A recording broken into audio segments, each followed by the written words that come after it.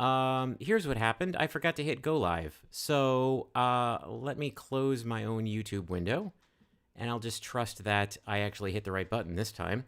I'm still learning, folks. We're still only on month 2 of my new career as a streamer, and I apparently start streaming and go live are two wholly separate and not connected verbs in OBS, and I'm not sure why that is. I'm sure there's an excellent reason for it, and I'm not going to complain. Not today of all days. You didn't miss much. Let's see. Look at the screen in front of you. It appears I have been making a potion. What you don't see, and I'll go ahead and pull up that screen, is perhaps you recall in the past I have made an antifungal potion, but this time it is coral that I put in the retort. And I've made maybe, well, is it in my inventory? Yes, friends, I made a bottle of corallicide.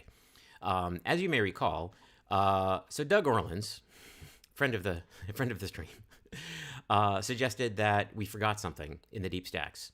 Let's go to the deep stacks right now while we're talking. While we're moving to the deep stacks, I'll fill you all in. You may recall the reason he said you should go to the deep stacks is he figured there was a paper lying on the floor that we hadn't gotten to yet. That wasn't quite the case. We had actually already read that stuff. What we forgot, or what we didn't, these are not all of the right verbs. There's this coral. This bulbous yellow outcrop bulging in through a crevice in the south wall. Last week, I punched it, and a piece of it broke off in my hand, and I was surprised about that. I tried throwing various toxic chemicals at it, and nothing happened. The moment I looked at it just now, which is to say 10 minutes ago, I realized the antifungal potion that you create pretty early in the game applies here, but you simply swap in a sample of coral instead of a sample of mushroom, and now you have, as we see in our inventory, a bottle of corallicide. And that is how you play these games, friends. If you play them over a long time, you put it down for a week, and then you solve a puzzle without meaning to. And as soon as you look at the trigger again, you're like, oh, wait, I suddenly know how to solve this. So, yeah.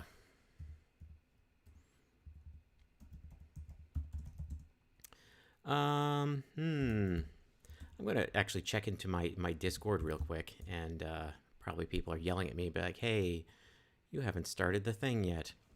So I'm going to, before I hit return on this, just going to make sure folks are aware so they can see the big moment. And Discord doesn't want to start. So you know what? Oh, here we go. Yeah. How are you all doing tonight? Doing good? That's good. Man. All right. Let's just make sure. Hang on. Arbitrarium. Wow. Boy, oh boy.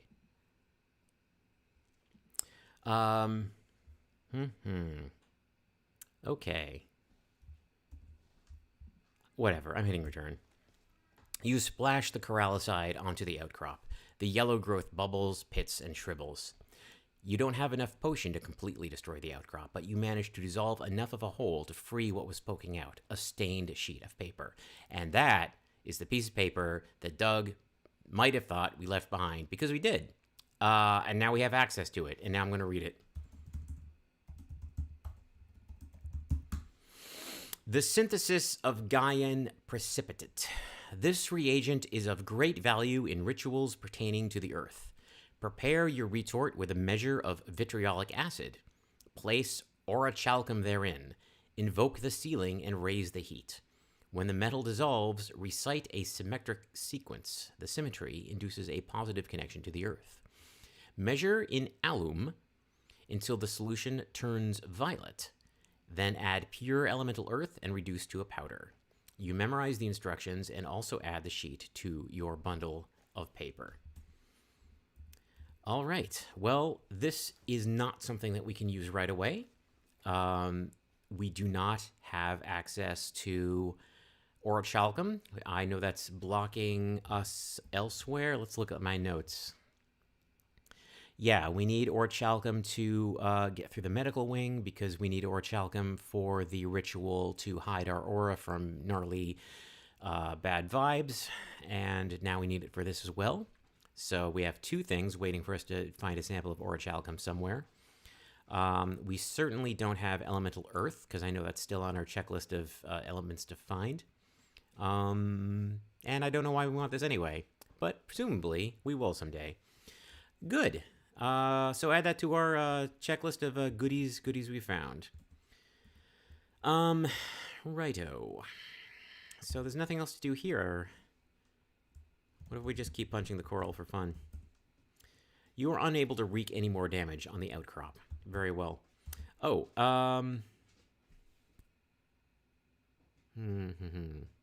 thinking.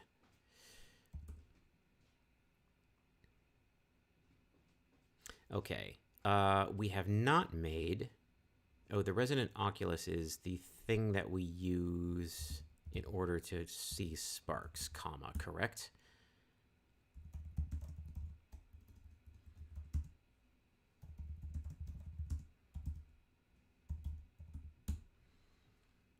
Through the oculus, the books are a great mass of information. Not a collection of works, oddly, but a single indistinct mass. Interesting. So another theory from last week, I think also suggested by Doug, was that the books are in invisible ink somehow. I think the what's going on is a little stranger than that. The information itself seems messed up. Things are a little dreamlike. So I don't think the information is simply invisible ink. I do not think lemon juice or I don't think holding it in front of a light bulb will help us. I think that things have gotten... Information itself has gotten super weird right now.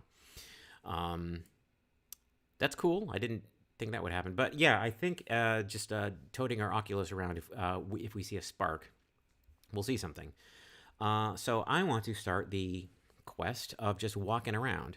And while we're down here, we have this lodestone. That's the last thing we did last week.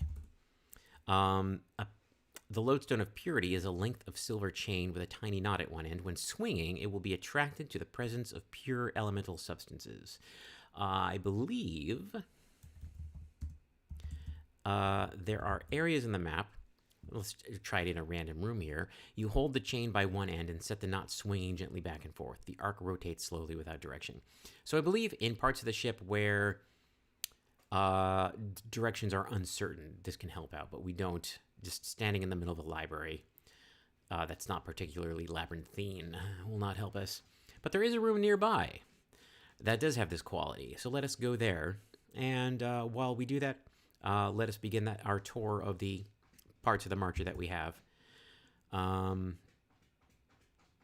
the quest for sparks. Let's swing the lodestone here for fun. Nope. All right. Nothing here. Now we're just going through all these rooms that I've seen before, so I'm not going to bother reading out their descriptions. Okay, here is a labyrinthine area. I'll just say swing chain instead. That's not what I thought would happen. You set the silver chain swinging gently back and forth. The arc rotates slowly without direction. I thought it would be more confusing here.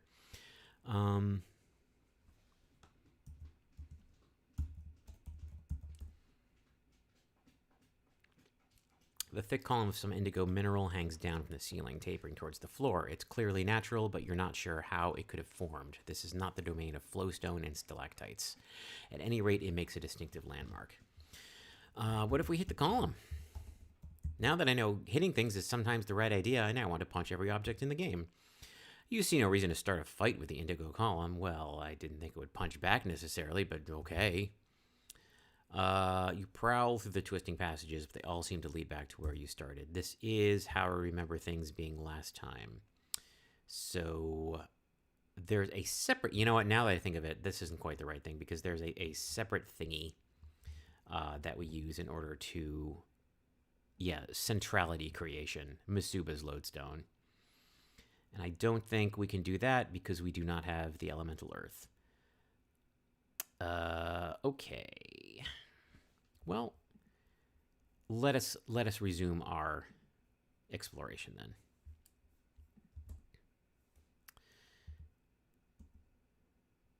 Okay, pale yellow bead. Yeah, we already know where that is. Black marks, very good. Barassi is closed. Iron Gate is closed. The gate is tall and narrow with heavy bars of wrought iron in an iron frame. The gate is shut and the heavy brass lock is locked. You've never been inside. The room beyond looks like a bare stone tomb. And the lock has the same description as that. So I'm just going to continue prowling about. And there's... Okay, interesting. So another of the puzzles, one of the locked doors we have is the birdhouse right here. We have two methods for opening it. One is to, two methods to disguise our aura. One of them is to do, let's see, one procedure such that, we need all this stuff we don't have, such as name of the tortoise and elemental air in a jade bead. The other one involves finding a quote-unquote donor of an identity. Lieutenant Pow's here. If he's walking towards the door, that implies he might be able to open it. But I don't think we can touch him, can we? Yeah, he's explicitly out of reach behind fracture, so I'm not sure. That's a separate puzzle if that's the way you're meant to solve this, but to be able to touch things or people, because all the people we've met so far are caught behind fractures and are moving. They have a completely different time frame, reference frame than the rest of us. You know he's Aetheriophile. Well, Lieutenant wouldn't ordinarily have business in the birdhouse. Really curious about the birdhouse. I have no idea what it is. The lair of one of the retort's dragons. Okay, now I know what it is. It is engraved with a moire geometric design, something Moorish. Who else to make a moire? No doubt symbolic of the dragon's function. The birdhouse door is closed. Bump, bump. I'm not going to try to open it because I know it won't work. Let's... That is on fire. We need to... Okay. In order to bring our spark looker at her in the fire room, we need to make an anti-fire potion. And I'm not prepared to do that yet, because that would put us in a completely different part of the map. So let's not. We're just on our spark hunt. And I just walked through a locked door, so a whole bunch of stuff happened. And I don't see any sparks here. None here.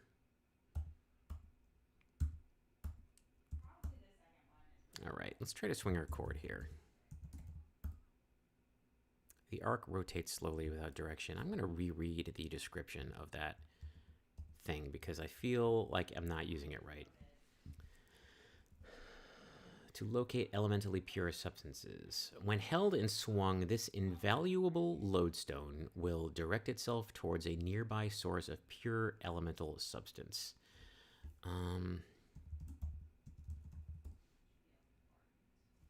So, recalling what we've heard about elemental earth before, somewhere we found a bit of information. Permission granted to use elemental earth for optical mirror calibration one day only. If you damage it or you lose the earth shard, you'll be on report until the sun turns green. The retort only has one in stock. That doesn't tell us where it is. Though it implies it is in the optical mirror place, so maybe it is in that big pile of junk. I bet that's it. I bet, okay. So it's for finding a element within a big pile of stuff maybe, and not in a maze, because that is a separate lodestone. That makes sense to me. I like that. Well, we'll be getting to that room eventually, and we're not there now. So let's get back to our hunt. Oops, I'm lost. Okay, I'm not lost anymore. I remember that we've already been through... Well, we'll do it again. I've already been through all the rooms to the north of this. Make sure that we don't have anything in the exoscape. Nothing up here. Get my cat down. Whoop. You'll hear my cat's face rubbing on the mic every now and again because that's her nature. That door is still locked. All right. All the hallways above this we have searched, so I'm not going to redo that. I'm going to scroll my map a bit north so that we can see the northern side of the map. Twisted black marks. Apparently, this is the last place I did a ritual because there's a whole bunch of crap in here. That's funny. Let's see. A spark of light. Have I looked through it? I'm not sure. I wonder if I haven't because it doesn't tell me what color the spark is. Let's check it out. It's fuchsia, and if I look at the... Yes, so I think this is new, because in the room description it did not tell me the color of the spark, and now it says looking through the oculus you can see a fuchsia spark hanging in the air. So let's check that out. I wonder if we can just examine it, or if we need to look at it through the thing.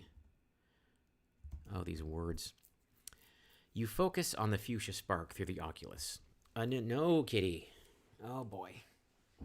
Dealing with my own dragons over here. You focus on the fuchsia... there we go. That's her. That's Mace's contribution to the game. You focus on the fuchsia spark through the oculus. A new memory comes into focus. Music is the most... Oh, no, it's music. We have to get the chimes. Okay, before we do that, I'm just going to check the... I do not trust myself that I actually started the thing. So I'm just going to check my own YouTube channel, make sure we're... Okay, it says live. Do I believe it?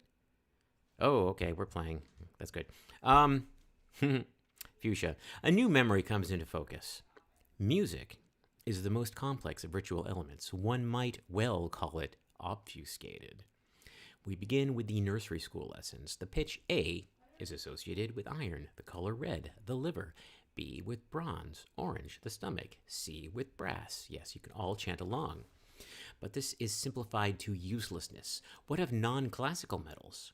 We now associate C sharp with rutilium, F sharp with aluminum, G sharp with nickel. Researchers have invented entirely new scales to deal with the spectrum of aether metals. Then the Eastern Empire uses the well-tempered scale. Thus, while F sharp is in the mode of extension, G flat is the mode of ostension, G natural is intension, G sharp is paratension, and H, yes, there's an H, is the mode of recension. You consider these memories. All right. So when we need to have a mode, we will need to strike a certain chime. That is the information we get from this, and that is good. We cannot use that right now, but that's good. Yeah, so I think having the colors of the sparks is basically your ticky box for whether you've seen it yet or not. That's good. I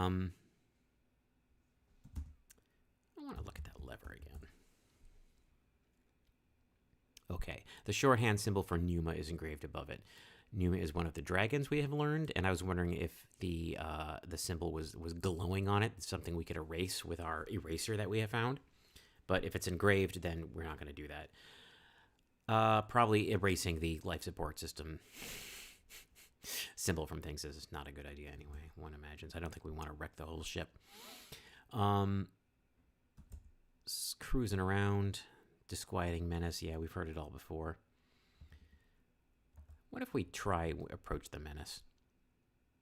Yeah, okay, we've already done that.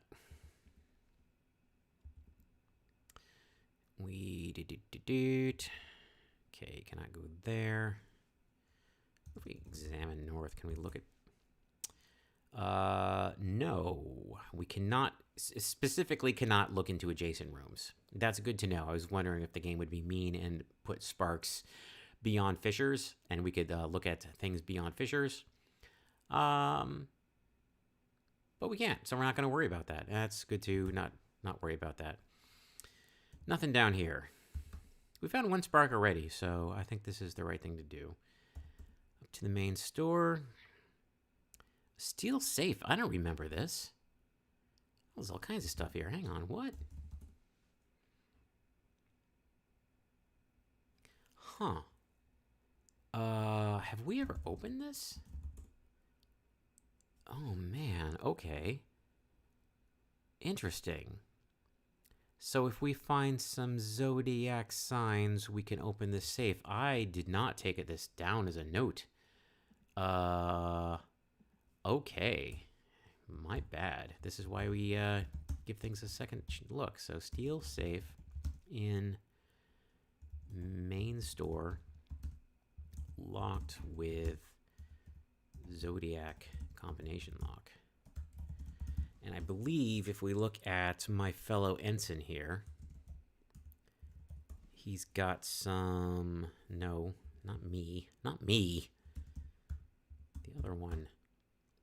Yeah, he's got a cheat sheet scrawled on his hand. But we can't quite see it, can we?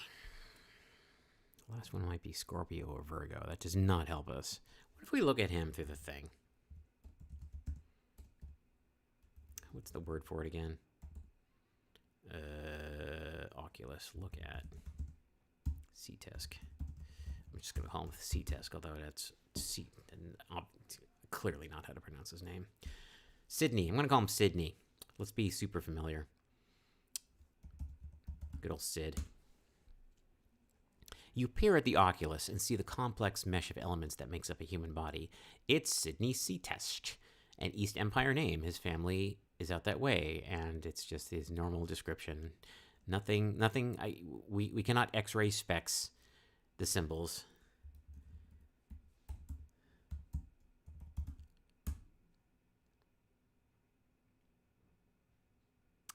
Nope, that did not work at all. We just looking at him again. If we do this, I bet it's nope. Okay, never mind.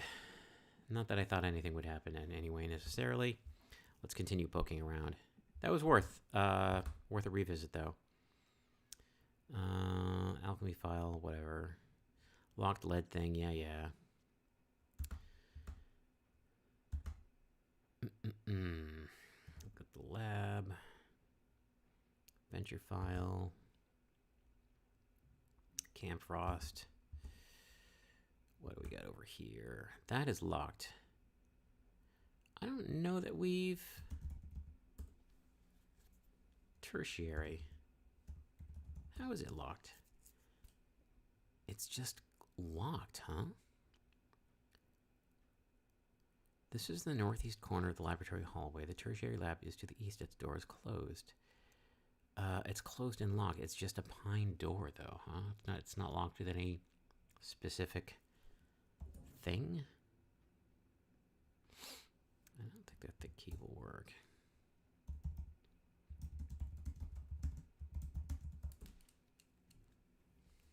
It's a pine door.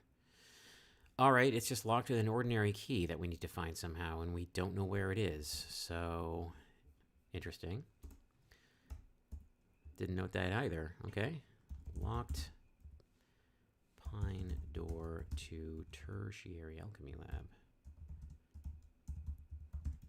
Yeah, I don't know if we have any universal door lockpicker ritual to use. That's interesting.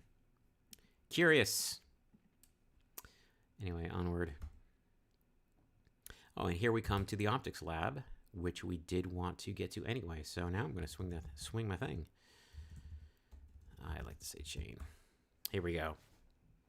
You set the silver chain swinging. The arc angles sharply towards the heap of glass. Interesting. You step towards the heap and move the lodestone slowly over it, keeping an eye on the angle of its swing. Yes, there. A shard of crystal which is not broken at all. You nudge it free of the heap. This must be the elemental earth from the experiment. And now it is ours in our grubby little hands. It is a shard of elemental earth, colorless crystal with a milky translucency set in a fine crystal bezel. Cool. So, I don't think Earth was blocking us from anything in particular. I mean, we need it for a bunch of stuff. Right? And I don't think orichalcum... What do we know about orichalcum? Nothing comes to mind about orichalcum. Well, that's inconvenient.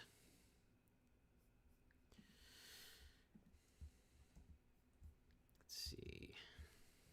Looking at going over my notes. Facts.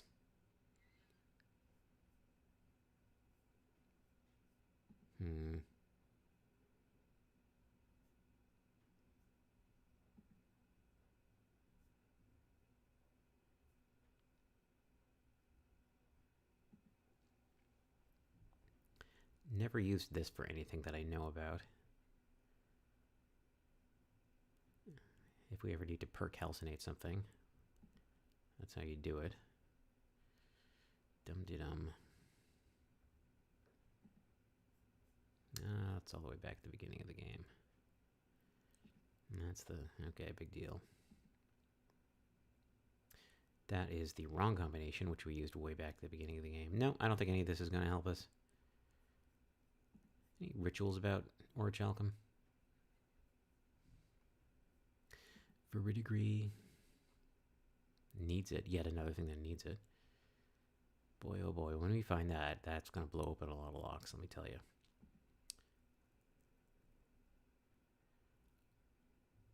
Well, we can make Jackson mud. I don't know why. That's available to us now that we found elemental earth. Big deal.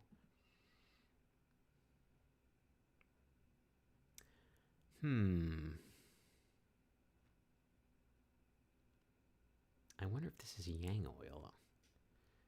8th distilled essence of mineral oil. No, because we don't have elemental fire. Because we're blocked by other things.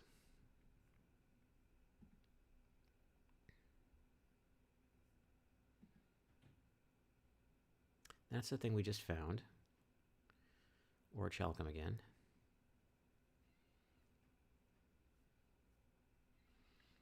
Okay. Right. Progress. We found Earth. That's good.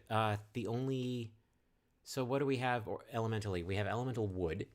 We have elemental water, which is just sitting there in the observatory for us to yoink at leisure. And now we have elemental earth. We do not have air, and we do not have fire. I have no doubt we will find these eventually. The game continues.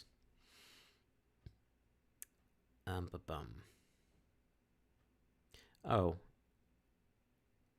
It's interesting that we have glass lenses here, even though... No, those are different. Those are not the things that I made the loop with, so we're good. None of this helps us.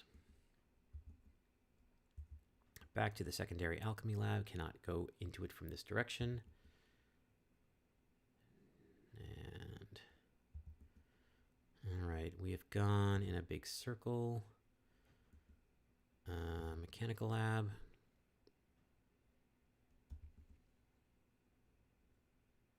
I do not see any further sparks. Let's go. No, we cannot go to that. How do we get back to...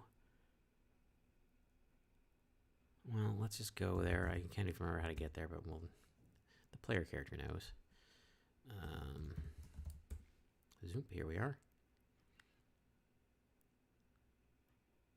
So we go down. There's a crawl space. There's her again.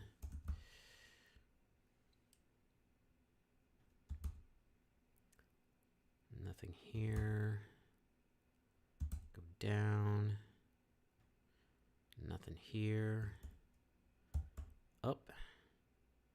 And that is everything.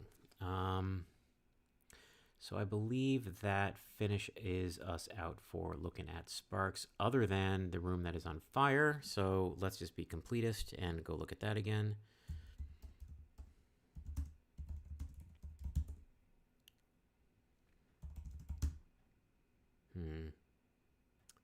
What was it called? Grand Stair?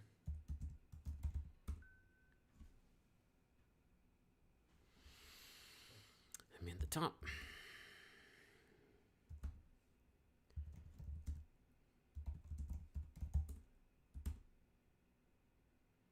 Okay.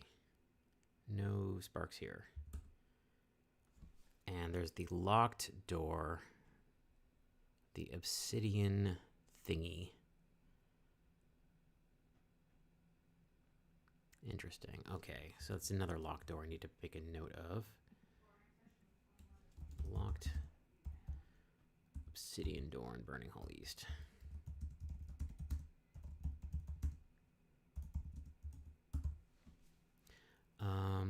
I think there's more locked doors that I have not been completist about noting here.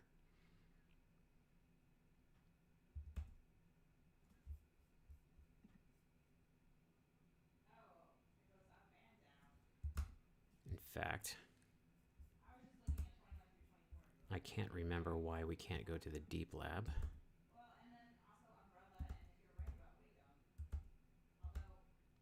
Yeah, it's too vertigo. We need to fix the gravity before we can go over there. So we're locked out of deep lab. Deep lab until we fix gravity. Right. So we need...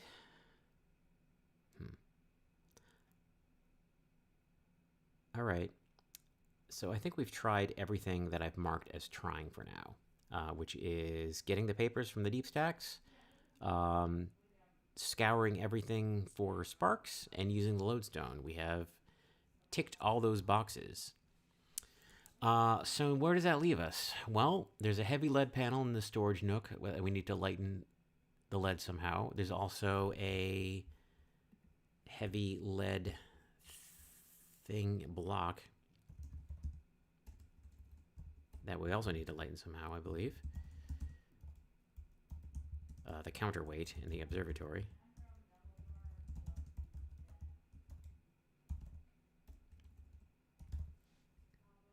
Okay, let's walk around a bit some more. Down here. What is that bronze chime? Bronze chime is an F sharp.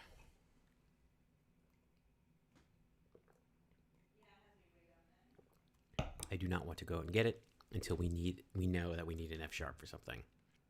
Until then, I do not care.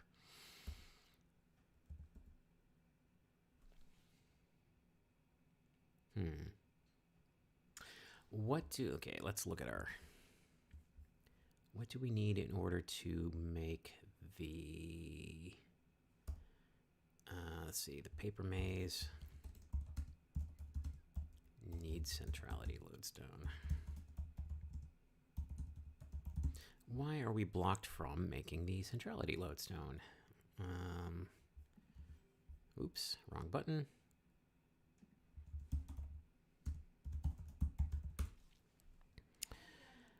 Earthy influences, silk thread, labyrinthine symbol, mithraic ceiling, viridigree.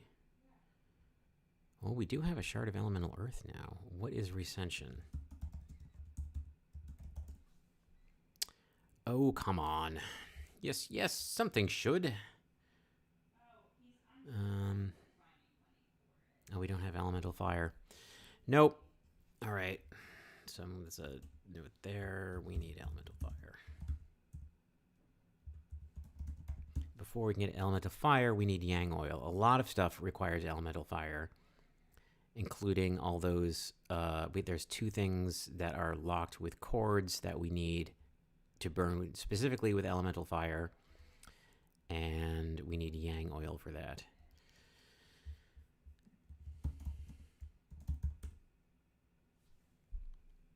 That's attributed to Yang Wan Li, which is not the correct yang.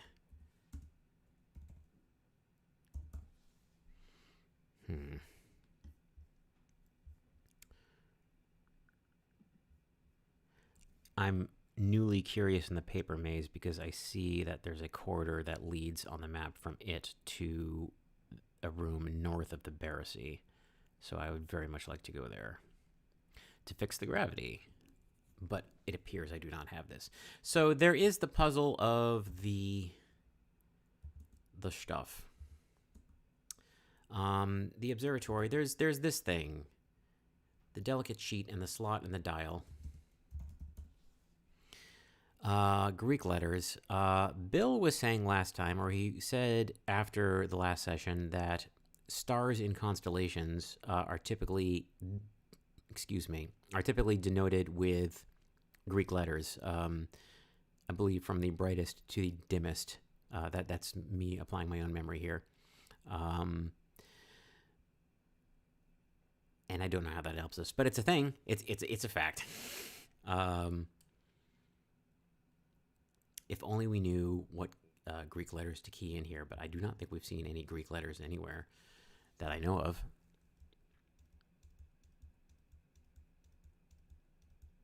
There's that ladder we cannot bring down until we make the thingy rise up, but we do not know how to make thingies rise up, do we?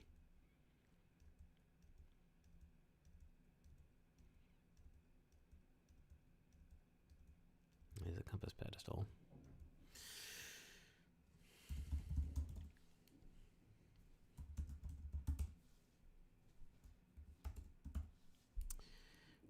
Nope. Yeah, there's mention of constellations, but I do not think that looking at constellations is going to help us. Nope. We are now getting into the nope heavy part of the game. So it goes.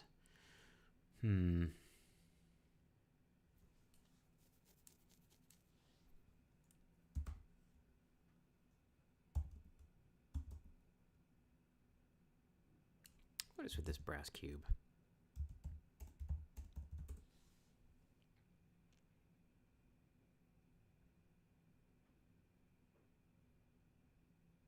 Well, it's a symbol of precision. Which, whatever.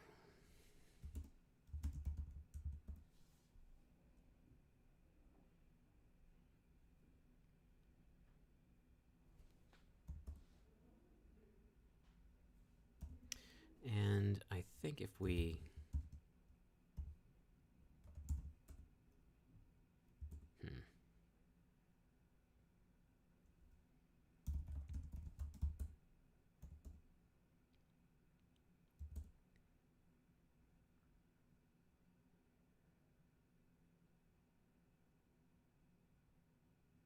Is there a lever here?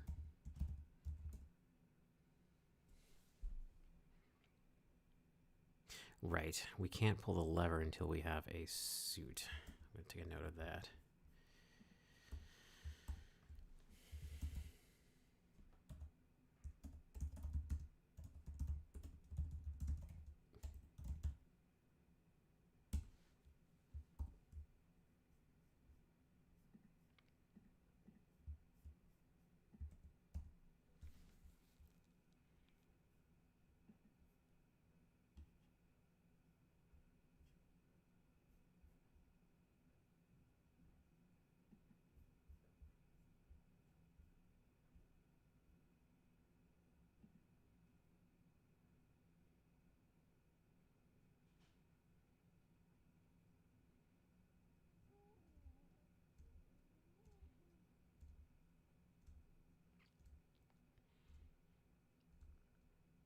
I want to try to make this oil, I guess.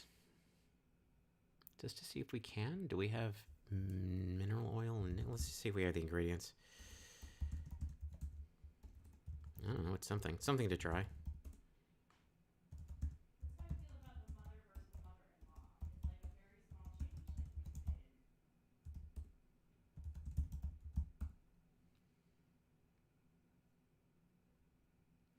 Word of attention. Do we have that? Uh-oh, we don't. Oh, It's not E-tension, it's N-tension. N-tension, you need to bite it. Elemental fire, no, we can't. So, phooey on that. Planetary lens. Symbolic associations of the celestial sphere. You know, we made this thing, and we haven't done anything with it.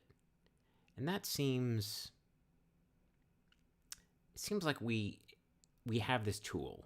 We have this key, and we are looking for the right door. That's what this feels like. We had the ingredients to make this handed to us, and we haven't done anything for it. So let's reread this. To create a planetary lens which reveals symbolic associations of the celestial sphere. Oops.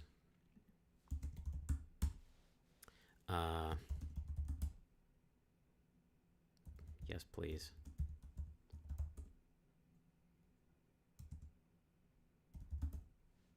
It's just a lens of opalescent glass.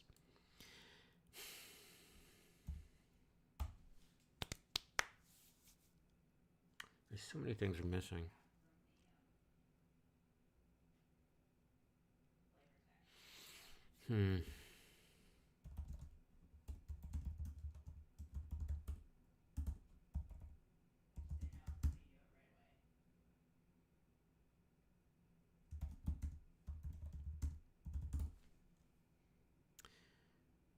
Faint planetary echoes. Yeah, it doesn't help us. This lets us see... I don't know, man.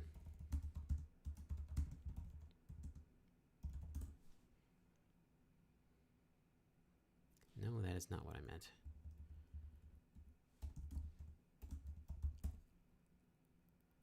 Glare of elemental water. Wow, I'm not even succeeding at looking at a thing.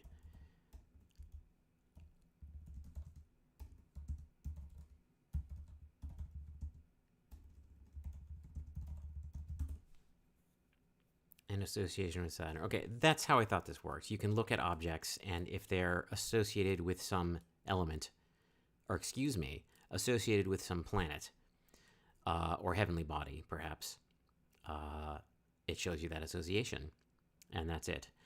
It's not clear how that helps us. The locks that we have, one is locked with the zodiac, which are not planets, and the other is locked with Greek letters, also not planets.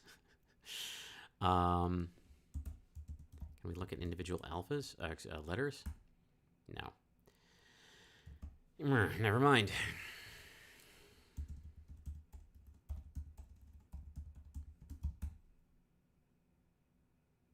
Screen is blank.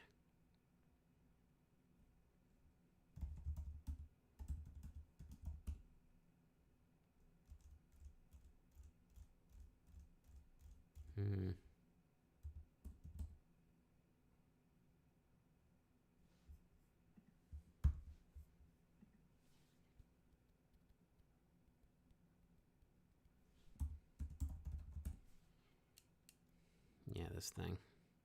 So there's an orrery of sorts. And those are...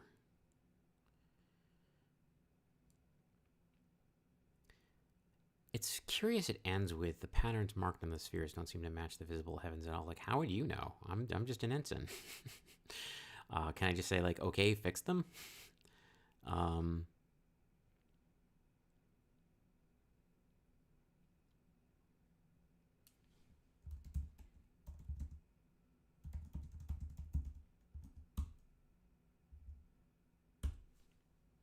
Yeah, the first one is, it just changes the first one.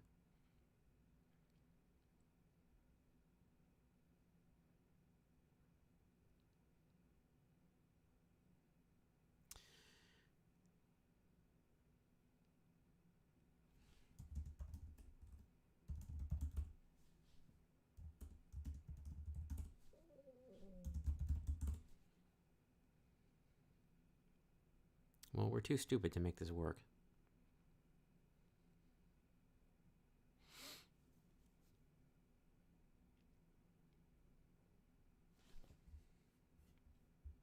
Anything else we can do while we're here?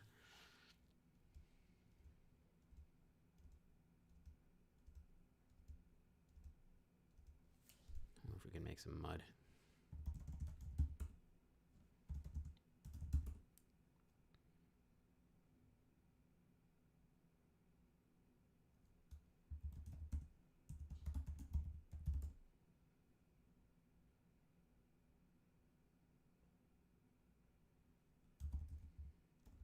I think we have all this. Let's just make mud for fun.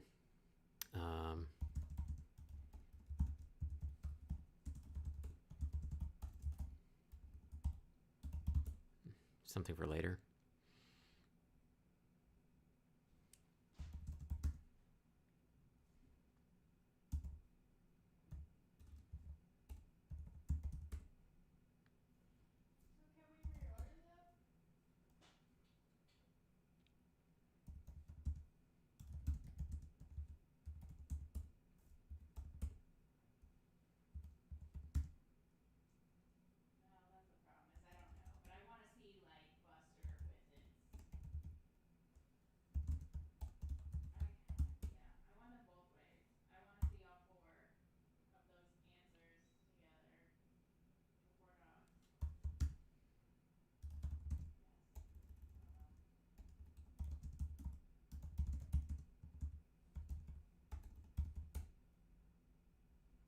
You crack open the capsule and pour the elemental water into the retort. The drops sprinkle on the sand, then they sink in and disappear. And let's just drop our chunk of earth in there.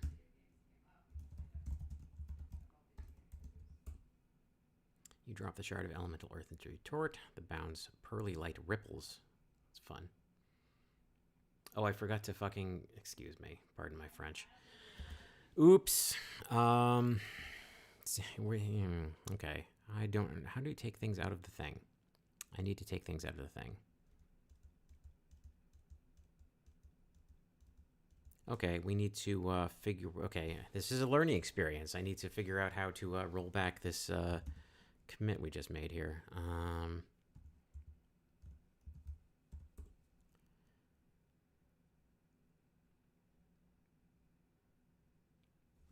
Or we can just undo. Can we just undo a bunch of times? Let's just undo. Up, up, up. Just gotta undo a bunch of times. Okay.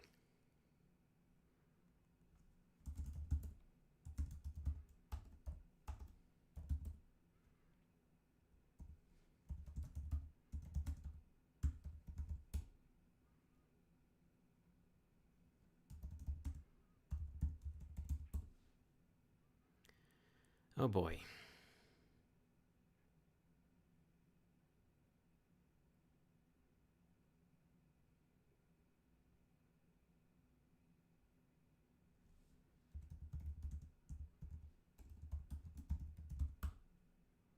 You recite the crystalline tempering. The sand shifts subtly within the reservoir, grains aligning on inner axes. That's fun. Now let's add the things.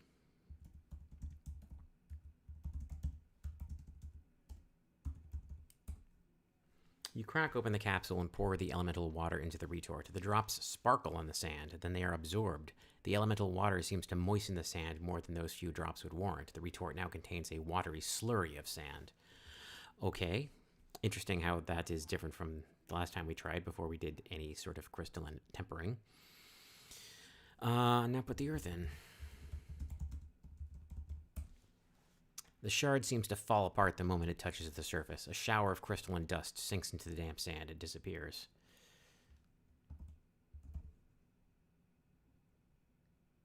Oh, I did it wrong. That was supposed to tell you you did it wrong.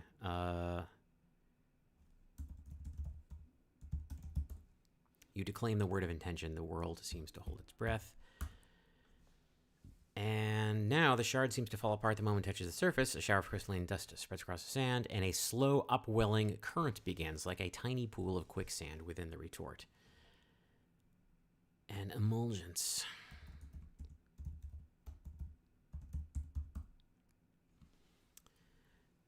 You intone the word of emulgence. It feels creamy on your tongue. Circulating within the retort, the sand begins to dissolve. Its color darkens to a beige, then to a tan as the grains roll themselves finer and finer. After several more moments, the water and sand have resolved themselves to a silky brown sediment. The upwelling current ceases and the ground goes dark. You extract the perfect mud into a fresh vial. The vial contains a bit of thick, richly brown sediment, which is perfect mud. I don't know why we care. But should we desire perfect mud, I can now make it in a single command. So that's something. I suppose that's a thing we can do, is just go down our list of things we can try making. Can we make the aura, the other aura inscription thing? This one? This one? This one?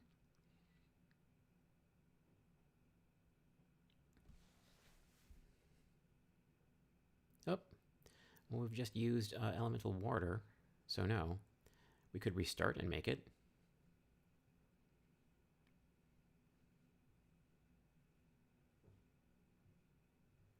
Copper percalcinate.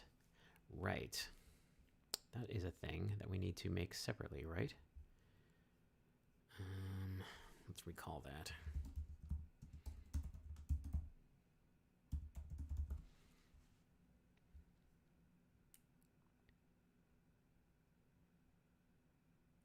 Interesting. Okay, well that's fun. Let's make some percalcinate. First calcine a metal. Oh dear. Do we know how to normal?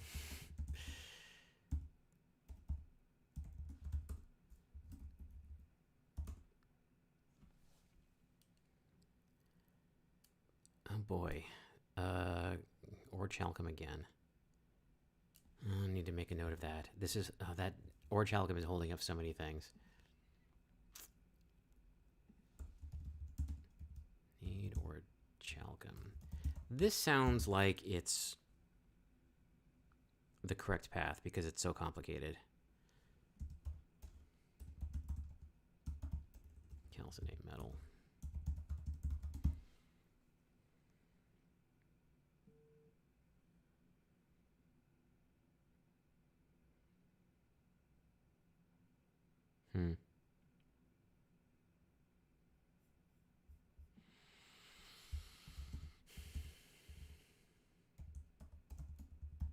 I know I keep trying this. I just have to satisfy myself I didn't just walk past it at some point. Boy, that is holding us up in so many places. Okay, what are we still locked out of? We need a light and lead. Yang oil, need an A3 key or mold. That's for the cabinet and the deck suite.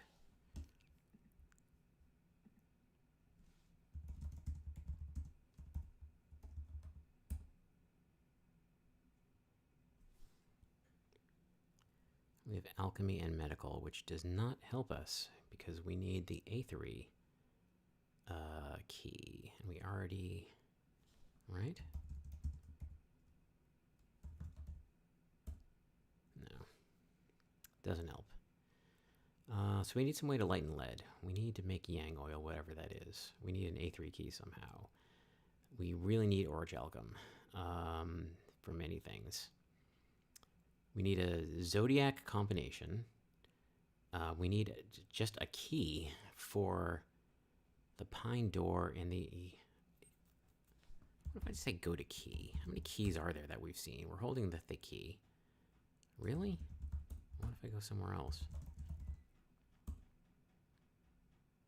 Nope, that just takes us that way. So we haven't seen any other keys? Okay, whatever. So there's a locked pine door in the alchemy lab. There's a locked obsidian door in the burning hall east. We need fixed gravity to go into the deep lab.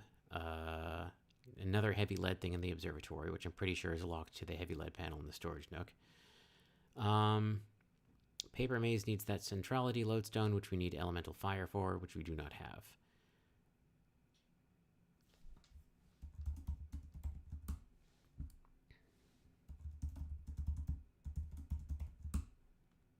Really?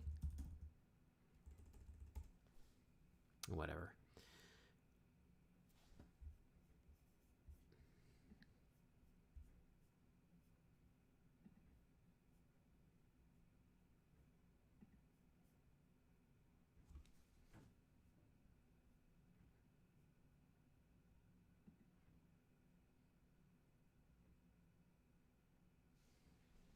This is how you make elemental fire.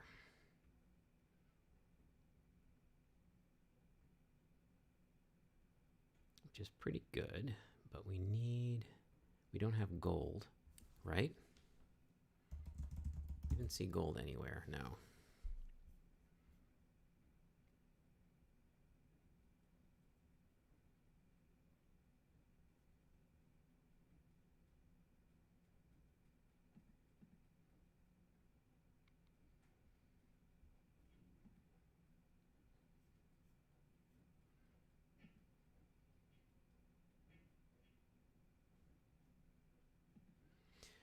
And I'm pretty sure we can replace phlogisticated electrum for gold. But again, yang oil is where we're getting blocked on.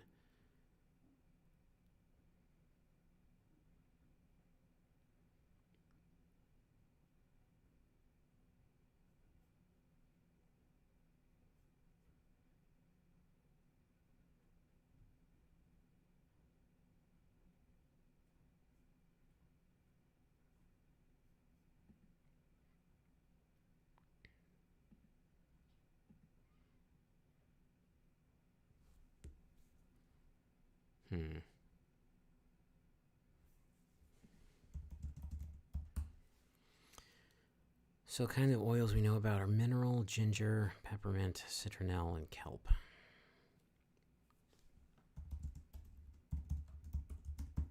Oh.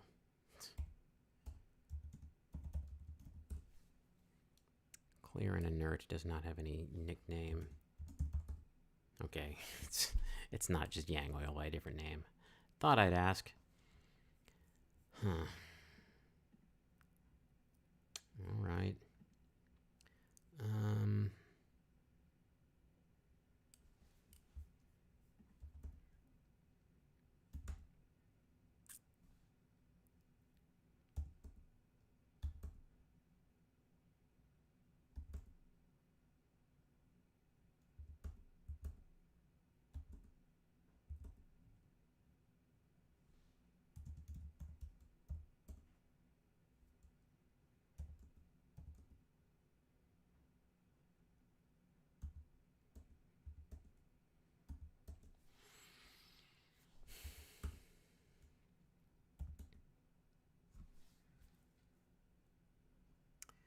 And the marble door. It's interesting that we have a chip of obsidian and a chip of marble, but I don't know how that helps us in any way at all.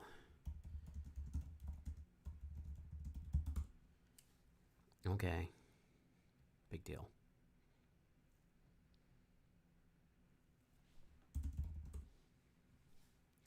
I remember reading this last time.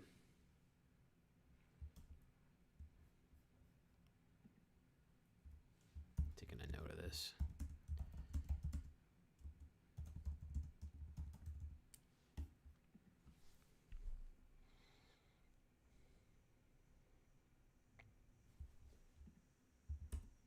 What are these columns? They're on the map. The columns are white painted with Romance egg and dart capitals. They form the edge of the covered walkway which runs north from here. Of course, the whole arcade isn't doored, but it's the next. What is this walkway? It's not important, whatever it is. I guess that's just the thing we are standing on is the covered walkway. Very good.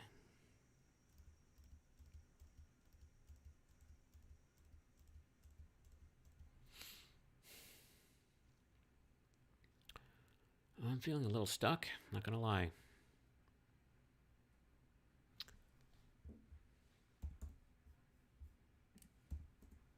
I think I've tried everything. We really want, yeah, we're stuck on finding like a couple of things. We don't know anything special about orichalcum from our lectures. Unless I'm just missing it.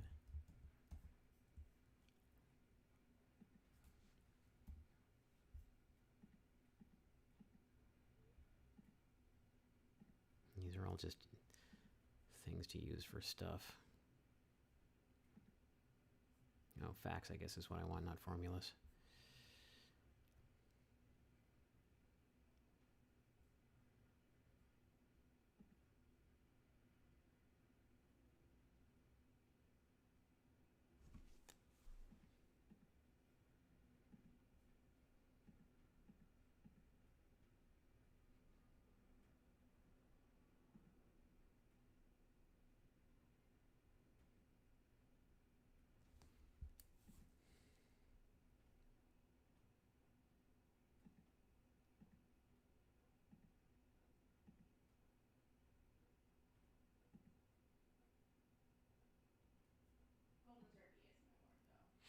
Nope, this does not help us.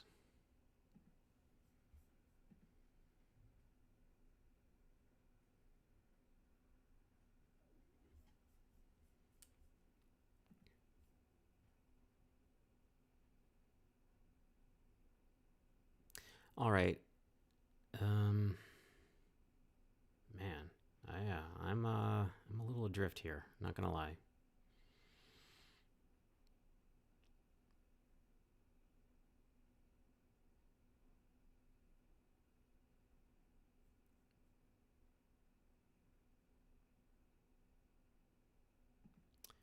Nothing to do but, boy, yeah, I think I need a hint here. I am stuck. I feel like I got further than this by myself, but then again, maybe I didn't when I played this a few years ago. Oof. And there's nothing to do in that chasm, because the only puzzle there is getting that chime. Doesn't really give you anything. I mean, you need it for a ritual, but we're not. I do not need that chime for anything right now. I seem to be blocked off by lack of yang oil, whatever that is, and orichalcum, which who knows where that is. And there's a pine locked door, which is frustrating. It should at least be have something magical on it that I can wipe away or.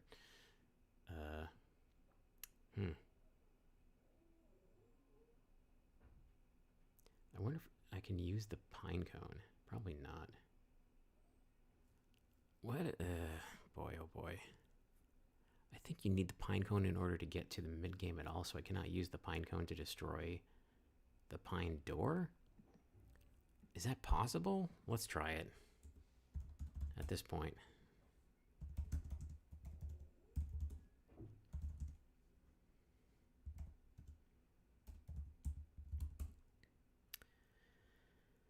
I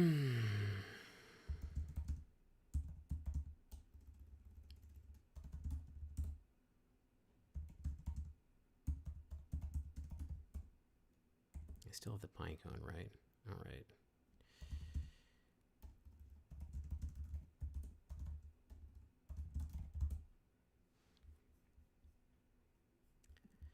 This is desperation, but let's see what we can do. I'm going to make an anti-pine potion.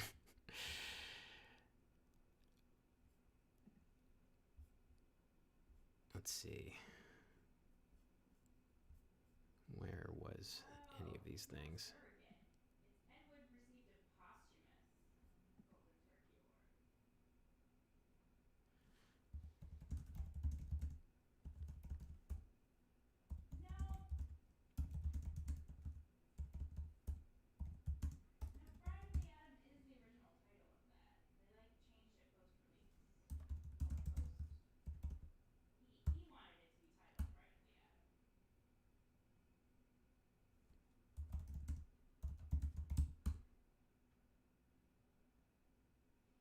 Okay. I don't know what we're doing.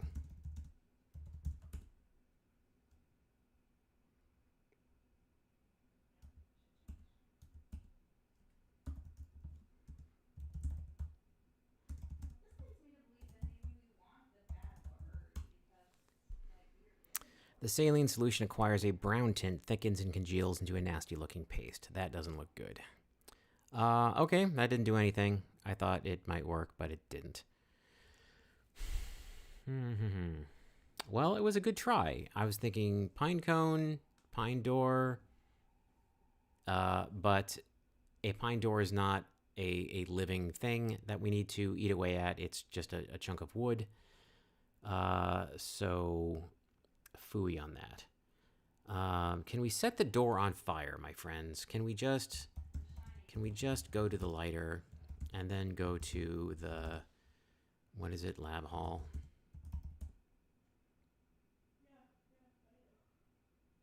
No, because we already destroyed it, so never mind.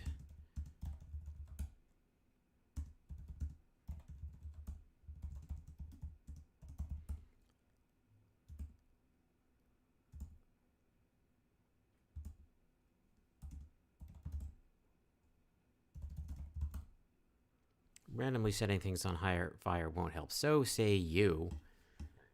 Well, I thought it might.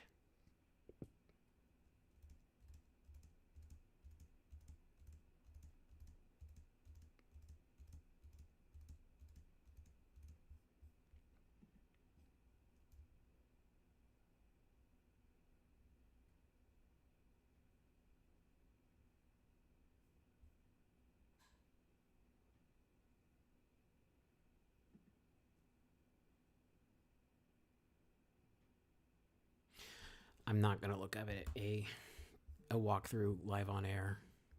It's not my nature to get the orichalcum.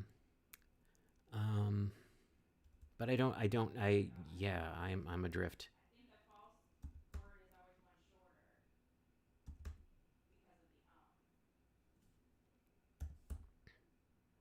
So like you would take the No, I'm just gonna act random. No, because the dragon's broken. Okay.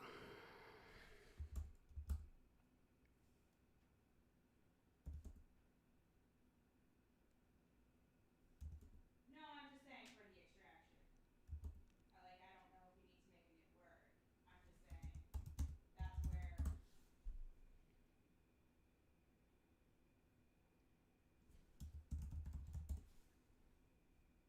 Yeah, which is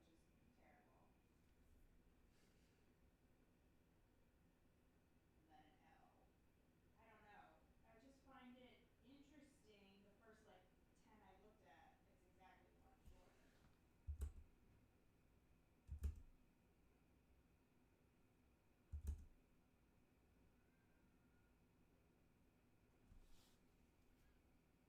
that has to be Herbert's fault, right? And orichalcum is not a thing that we can just make. Are we sure about that? Because so many things depend upon it. Ugh. It's not Gaian Precipitate, is it? No, that needs it. It's yet another thing that requires it. Ugh.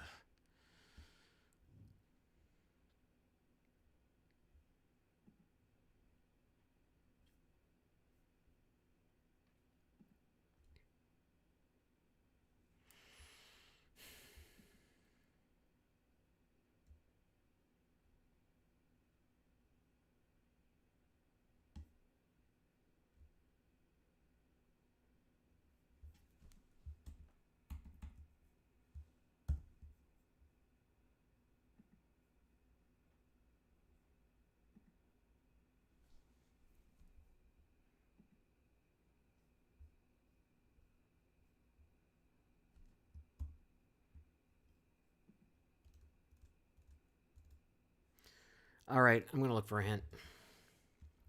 I think I'm alone in the chat right now, and I need a clue. So I'm just going to do a little search here. I wonder if HadeanLands.com has an official hint source. Oh, look, a help menu.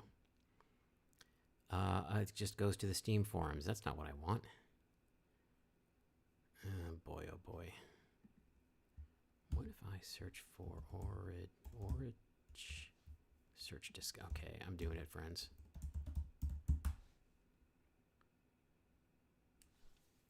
I'm searching on Steam. I've lost my orichalcum to blank. It's the only mention of orichalcum. No one else seems stuck on this. Okay.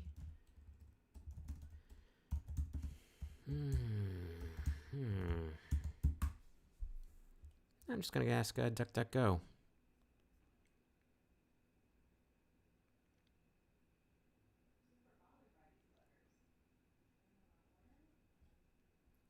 Did you know Orichalcum has a page on TV Tropes where that links to Hadean Lands?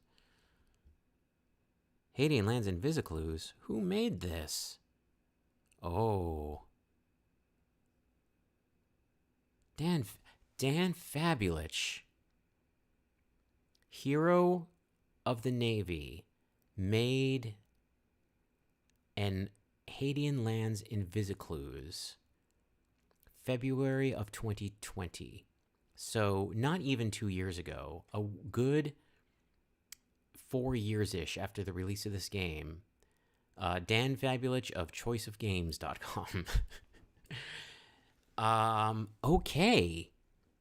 I didn't read this. I didn't know this existed. You know why? Because I went into this with the designer of the game by my side and a whole bunch of IF fans, but they're all busy doing Mystery Hunt.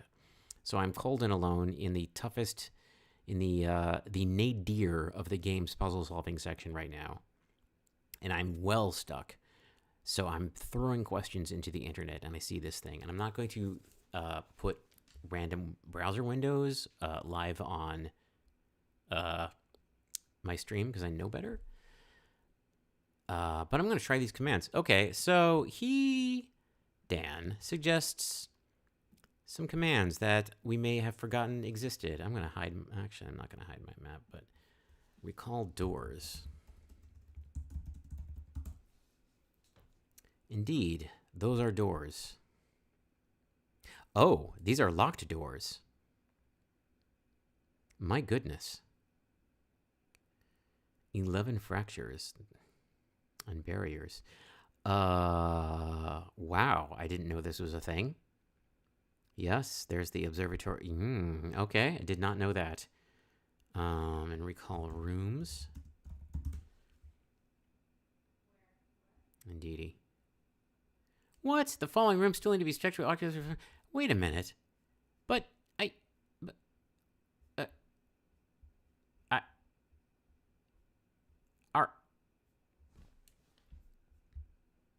okay, I'm making such a face right now because I thought the Oculus just told you. Is it just on this run? What is that? Because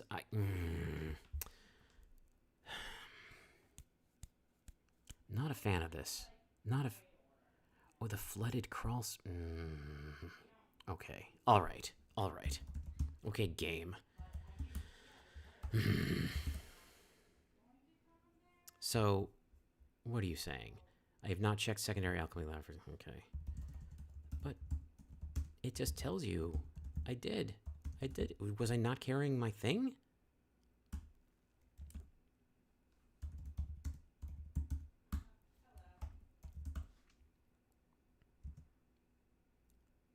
Still need to be checked.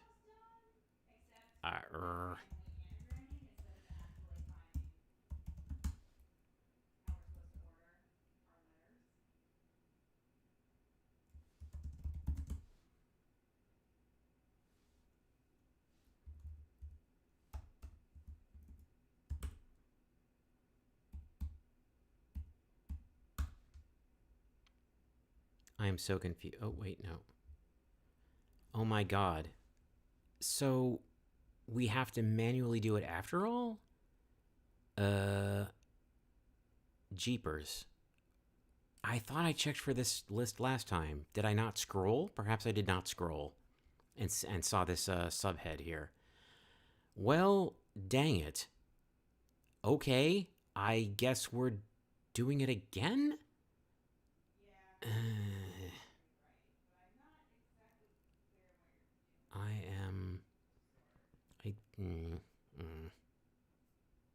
I don't know. I don't feel like doing that right now. I might do that off camera. Something tells me that I don't know. I'm just gonna stick a pin in that. Okay. Going back to Dan's notes here. Your objective is not to perform rituals or find ingredients except so as to open a particular door. Generally speaking, you should not ask yourself, I need to know ingredient X. Where should I look for it? The ingredients are all over the ship in random places. Boop-a-doop-a-doop. There's one ingredient that is extremely hard to find, the blank. That's the Invisiclues portion of this. What if I just search for orichalcum on this page? Because that's all I'm obsessed with. Let's just get straight to the heart of this, shall we?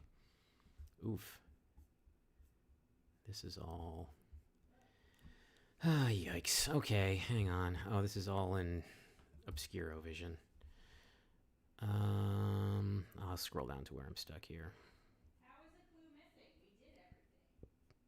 We did everything. Doors after reaching the nave. Okay, well, we've done that. Airlock inner door. I don't care about that. Junior quarters cabinet. Okay. That is one of the many, many things. Okay, no, that's the thing that's locked out because we don't have yang oil. So I'm going to start reading these clues.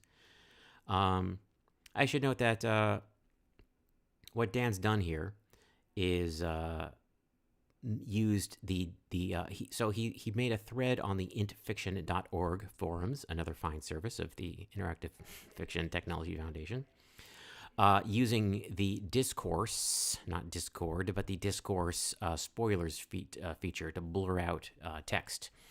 And he's just arranged this text by category, and the intent is you click through things a bit at a time until you do not spoil yourself by reading more than you need to. So we do want to open the junior quarters cabinet because that will give us access to elemental fire, which we're all kinds of locked out on. So I'm going to start reading clues. You can't open this cabinet until you've opened the materials store cabinet. We do not have that. Okay, skip.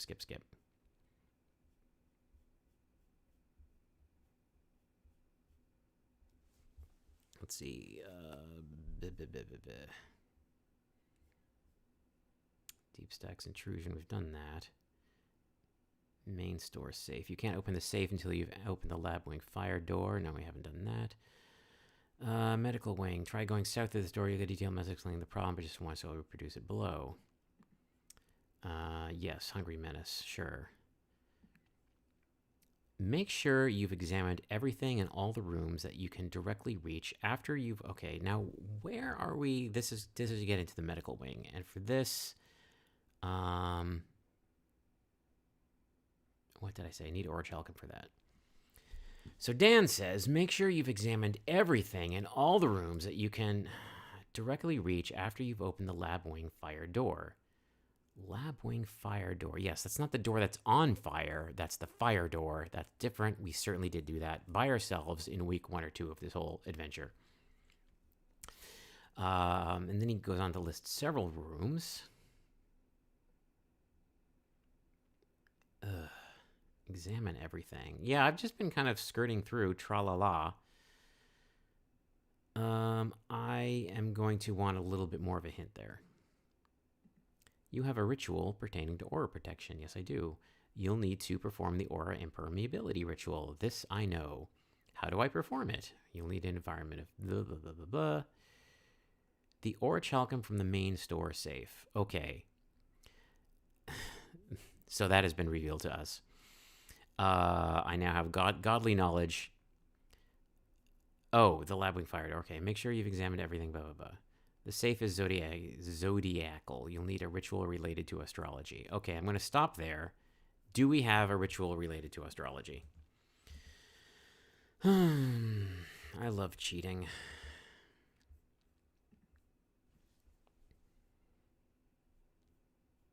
Related to astrology. Astrology. Then we can clean tarnish. Boy, we're good at that, buddy. Well, we have planetary lens creation. Sort of. Keep reading, I guess. The ritual reveals symbolic associations of the celestial sphere. Yeah, okay. That's okay. So we need... All right. So I need the planetary lens. To open the safe. All right. That was the nudge. Let's go back to the game rather than keep reading hints. Where are we? Secondary alchemy. Where are we in the game? Main store.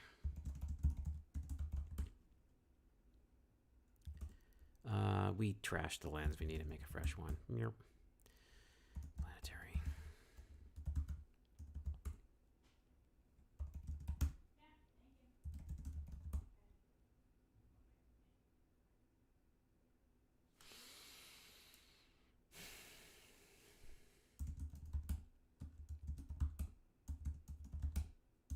Oh boy.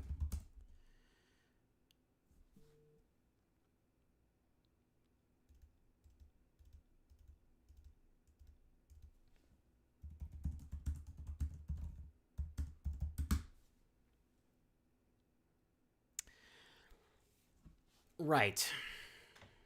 Okay. Well, I didn't think of doing this. Clearly, I didn't. You peer through the planetary lens. The alignment of the safe dial is clearly visible. Libra, Ophiculus, Taura, Scorpio. Is that how you pronounce that? Ophiuchus. Bill's not here, so I'm just gonna go with that. Okay. Well, that's our cheating time for tonight. Thank you, Dan. I think earlier in this episode, you'll recall I clearly said, "Well, this is for planetary alignment, and the zodiac is not planets; it's constellations."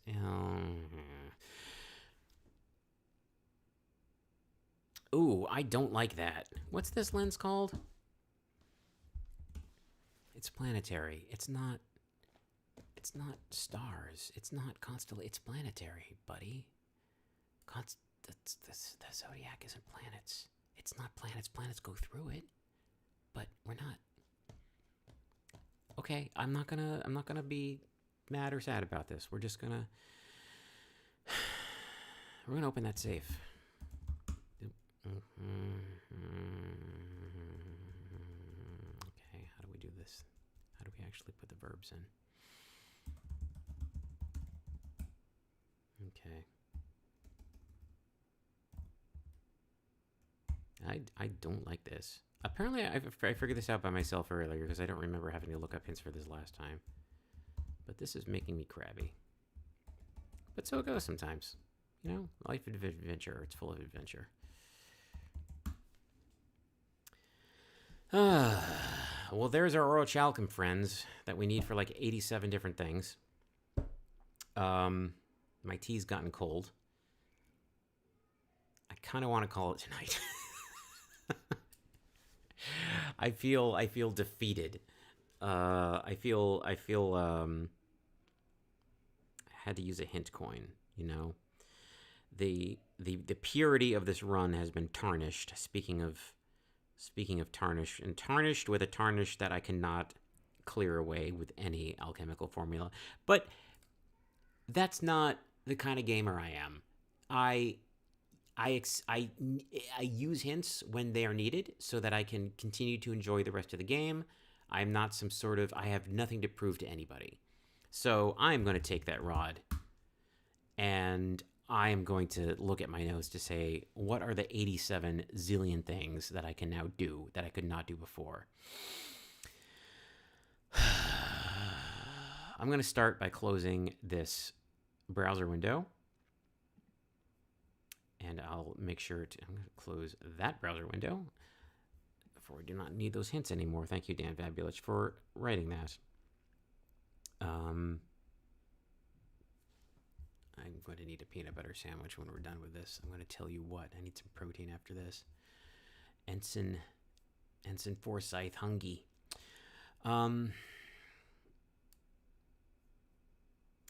Aura impermeability.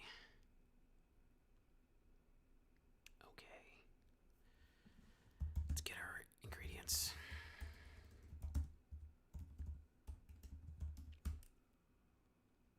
Man, I don't care.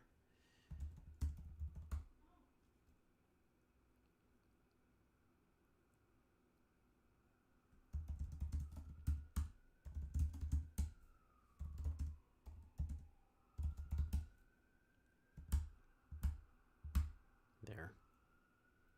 Thea, as my mother would say.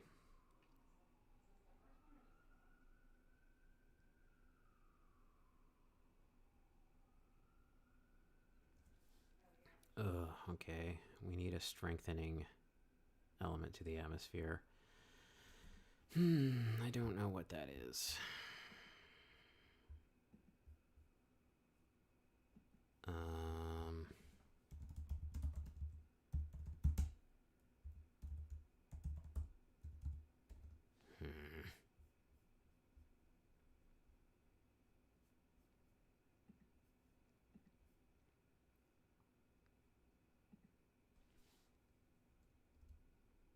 Citronelle.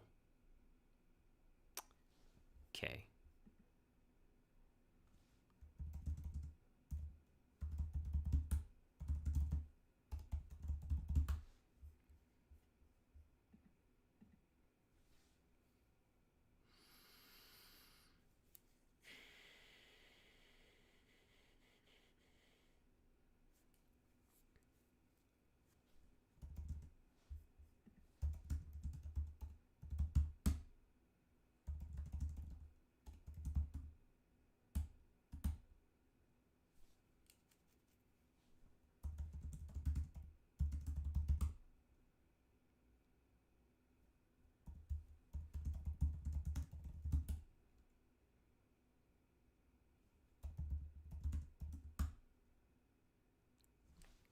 All right, let's do this. You take a breath, trace the bound in your mind, and intone the Ka ceiling. The arc begins to glow indigo around the long quartz prism. That's right, I chose the long one.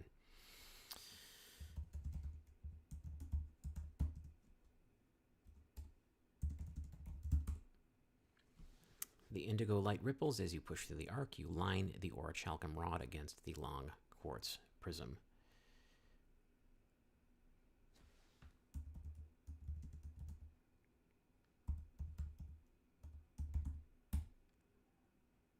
You intone the word of anaphylaxis. It makes your mouth itch. The orichalcum rod and the long quartz prism vibrate against each other, emitting a high, irritating whine. You pop open the impet, and the citronelle aroma rolls out, cloying sweet.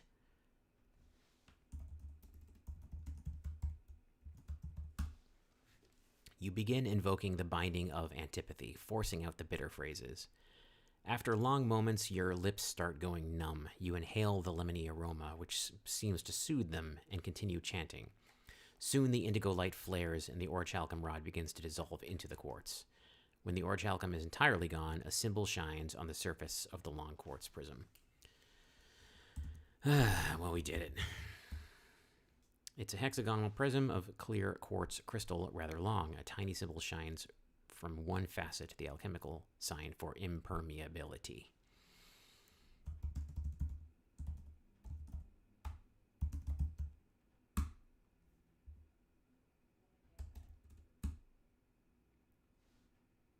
That is not where I wanted to go, in fact.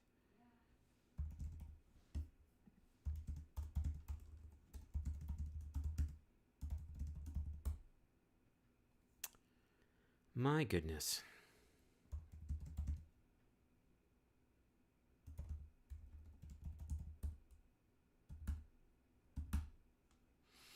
All right.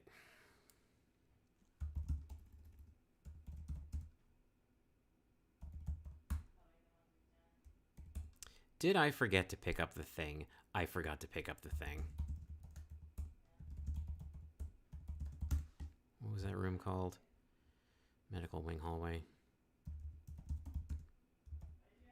Oh, and when we pick it up, it says careful of its inscribed impermeability symbol, so we're not discharging it prematurely. Yuck, yuck. Oh boy, oh boy. I don't know how to warp there. We're just doing this. You press the long quartz prism against your hand. The impermeability symbol discharges with a bone-vibrating hum. You feel a sudden wave of uncaring, a calm detachment, as if all trouble and pain were a story told to someone else. Cool. All right. What if we look at the thing? The open door to the south no longer feels threatening. You walk towards the door unafraid. The malevolent chill is still present, but it feels trivial, a problem for someone else to worry about. Then it doesn't feel quite so trivial. Your protection is wearing away. You hurriedly step through the door. Medical wing. This would be a waiting room were it not as cluttered as every other part of the medical wing. The uncomfortable-looking chairs are outnumbered by the obscure-looking equipment. You know that the open glass box is an Aeroclave. Next to it rests a heavy steel tank, a pressurized container of elemental air. A miasma gong hangs by the door.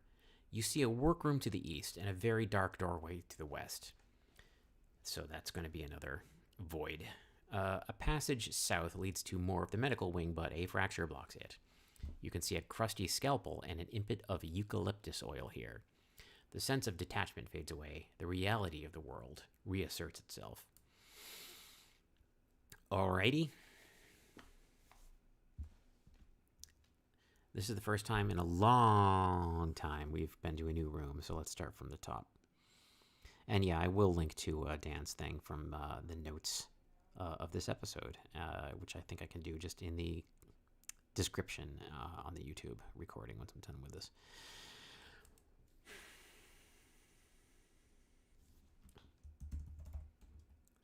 Check out those chairs.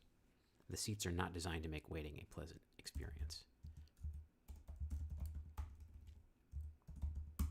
You've spent enough hours of your life in these chairs waiting to be treated for burns, alchemical dermatitis, or that embarrassing situation last year. Haha, okay. The chairs don't need to be rearranged. Okay, enough with that. Equipment. The Aeroclave, the steel tank, and the gong are the most prominent.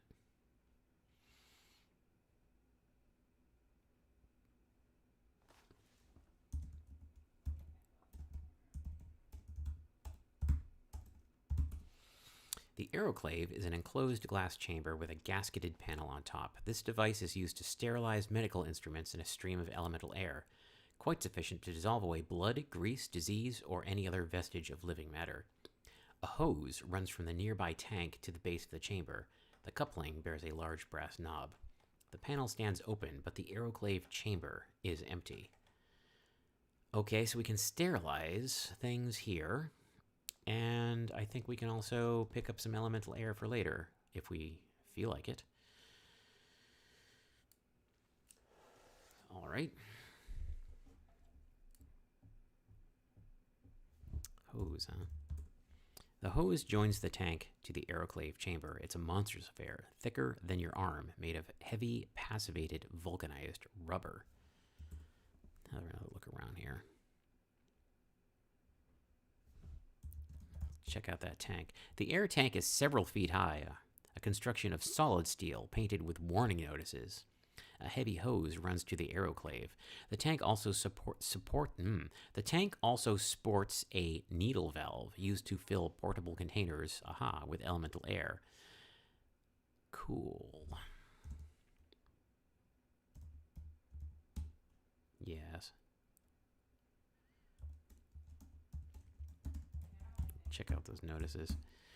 Do not attempt to move by hand. Do not attempt to unfasten couplings without safety gear. Do not hit valve with hammer, not even if it sticks and you are in a hurry, that sort of thing. There is an epic pictogram of puffs of air emerging from a loose holes and melting the stick figure bystanders. Very good. I'm going to hit that gong before we even look at it. Gong! You strike the gong with your knuckles. A deep reverberation fills the room. You're not sure if it's making you healthier, but it's certainly pleasant. However, the sense of malice around the door doesn't shift at all. The gong continues to resonate. Interesting. So we can meditate. That gong has a long decay. Can we get the gong? Get gong. Nope. What if we just keep hitting the gong? You strike the gong again, renewing the reverberation. Again and again. That's fun. Well, we can get the eucalyptus oil.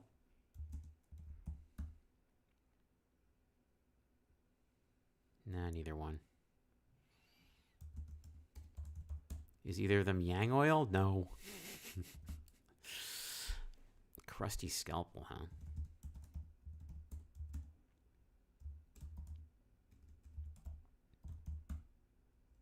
It's a discarded alloy scalpel, never cleaned after whatever, no doubt, revolting dissection last employed it. Unnameable substances are crusted on the blade. So I think I think what we do here is, this is basically a bottle puzzle, if I recall correctly. So we need to, we can totally give up and just bail out the void to the west. But I think the puzzle here is to figure out how to take this stuff and take goodies here and leave, getting past the malevolent cloud. And even though there's 2 quartz thingos, you can't put symbols on both of them because there's only 1 orichalcum in the game, at least right now. And you use it up in order to come in here. So it is a one-way trip unless you can find a way to zap that cloud. And if memory serves, there is a way to do that. So it's kind of like that bit in Legend of Zelda where you're which game? Breath of the Wild, when you're on it puts you on an island with limited resources. One of those things. But given only what we have here, what can we do? There's a side room. Actually, no, were we done looking at everything in here? Yeah, okay.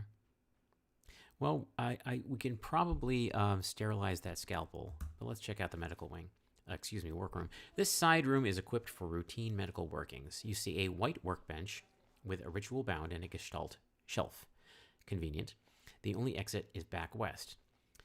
Aha, you see a small clay disc on the floor. Looks like another reverse mold. This one is for the aethery file. Now we can open aethery things. You also notice a fist-sized glass bubble with a valve on it. I do believe that is for our elemental air. You can also see a ragged sheet and a narrow sheet here. Yoink. Ragged sheet.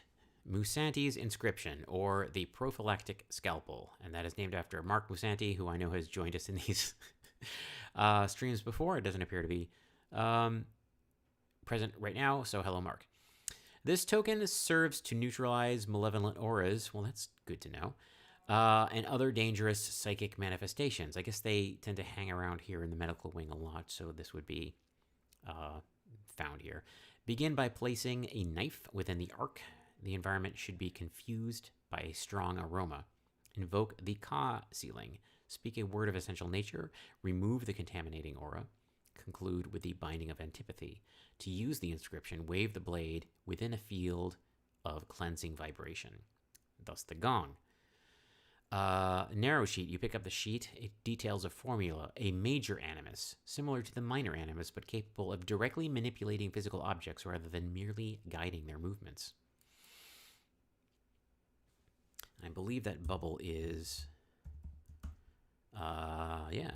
This is a glass bubble, slightly scratched with a valve attached. These bubbles are designed to contain elemental air. The inside surface is insulated with Bao's wax. Hi, Andy. However, this one is empty, or rather, it contains only the ordinary sort of air. Boy, all right. Well, I wonder if we have this filthy knife. Or we can just use it as it is.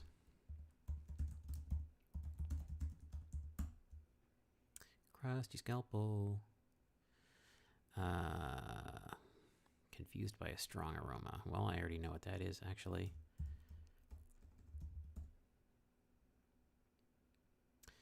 Yeah, we've been walking around with this open citronelle container. So it's already confused with the strong aroma.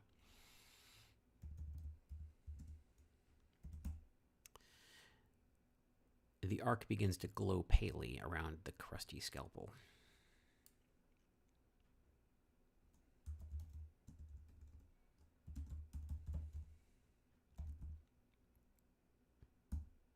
You intone the word of essential nature, but the words feel weak. The scalpel's nature is confused by the foreign substances caked on it. Okay. You reach into the workbench bound and extract the crusty scalpel. The pale light ripples. Boy, you know what? The ritual energy disperses when you turn your attention from it. The workbench bound goes dark behind you. Okay, so put scalpel in Aeroclave. Get to play with this thing.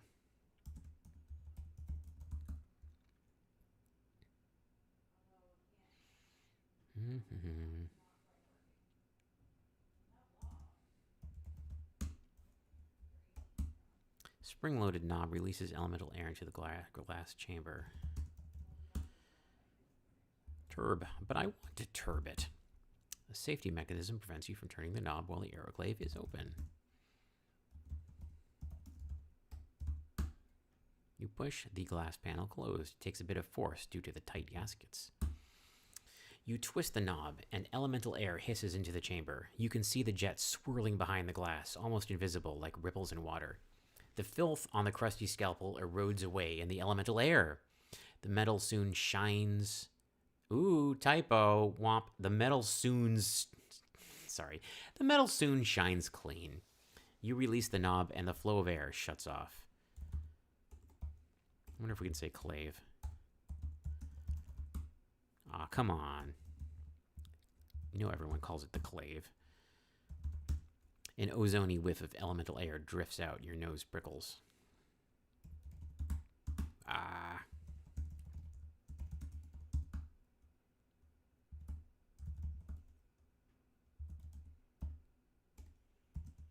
See if I can do this from memory. The metallic nature of the scalpel rises to the surface. Now I think we make the smell go away, but I want to make sure. Let's look at our recipe sheet. Prophylactic scalpel. Yeah, okay.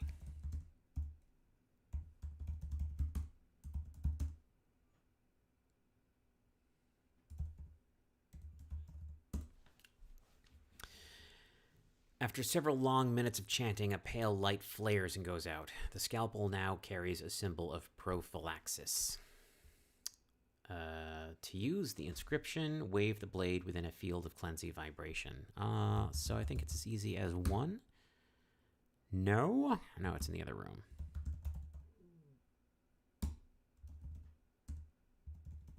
I forgot to get the thing. Never pick up the thing.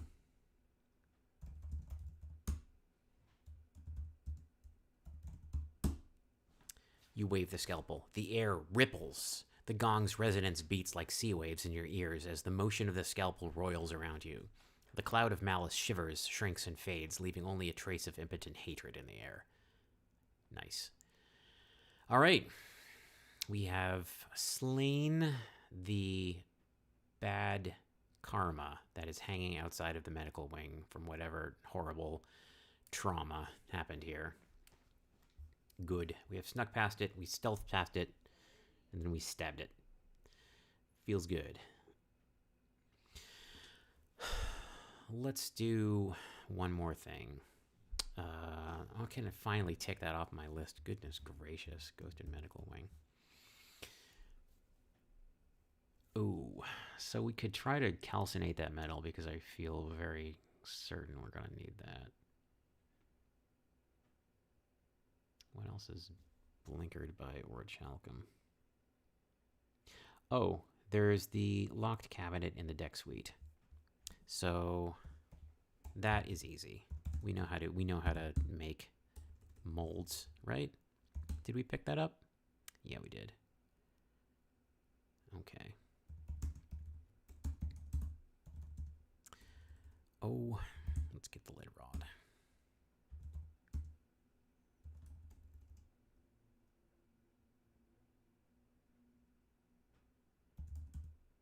You're not sure how to proceed while trying to reach the Pyrex store. That's curious. Really?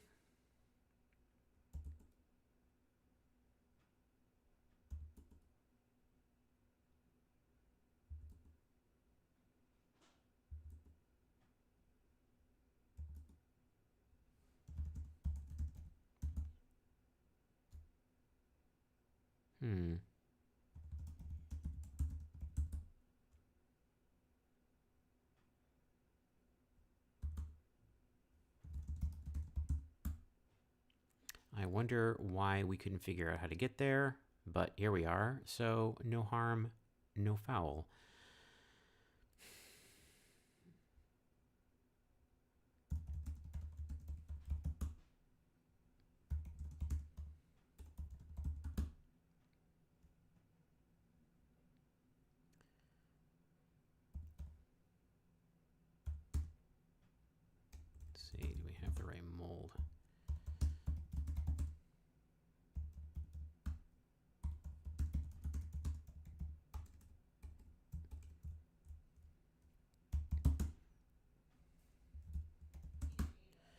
Gloop.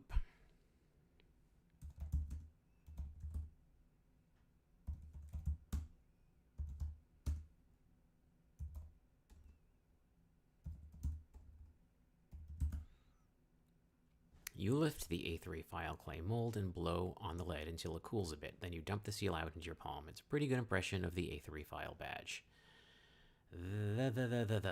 We need to go to the deck suite.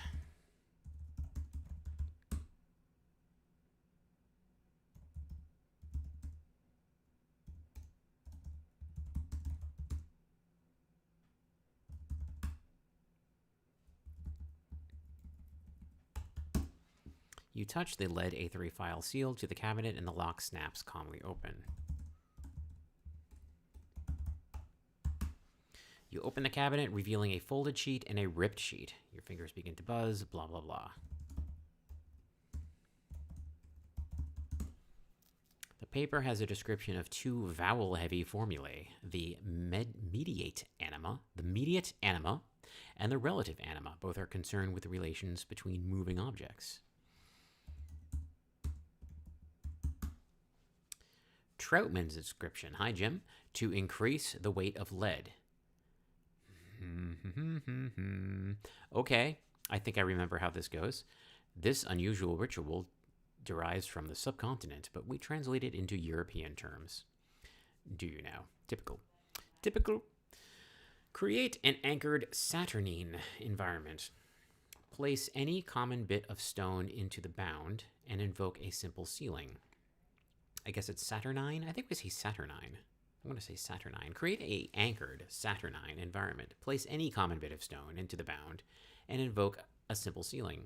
Add a resinous note to the atmosphere. Speak a word of essential nature. Add a measure of Gaian precipitate.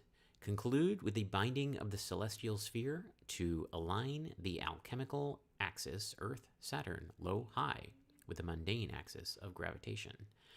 So there are two leaden things that we are concerned with the weight of. There is the counterweight in the observatory, and then there is the hatch that is elsewhere. The hatch, certainly, we do not want to increase the weight of. We need to decrease the weight of. So I think some amount of reversal is in order here.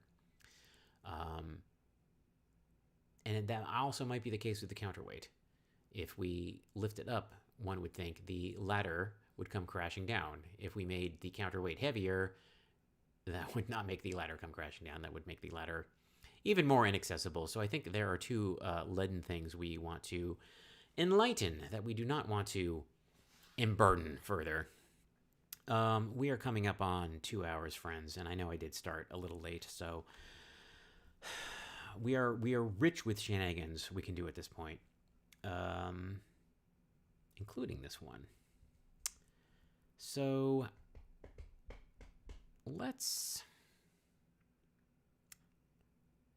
first we need to figure out, well, I mean, this is a multi-piece puzzle. We need to figure out how to create this Saturnine environment. I think there may be a thing with an anchor literally stamped on it somewhere. The horn coin. Yeah. It's a coin crudely carved of animal horn. The symbol of an anchor is cut into one face. I mean, how literal is that?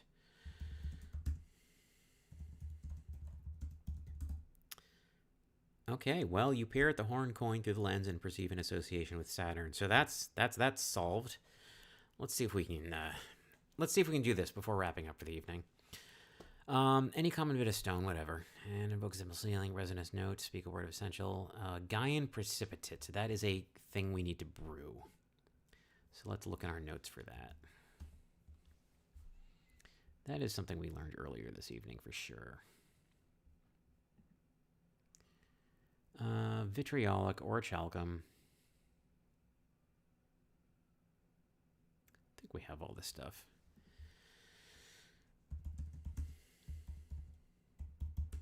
Yeah, we have some. Okay, so we need to reset. You know why? Because we used our orichalcum. So we need to do a loop and use it again.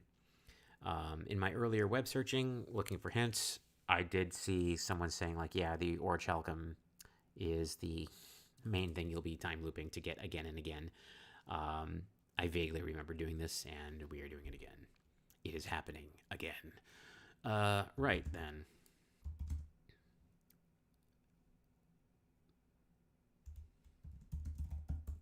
La la la.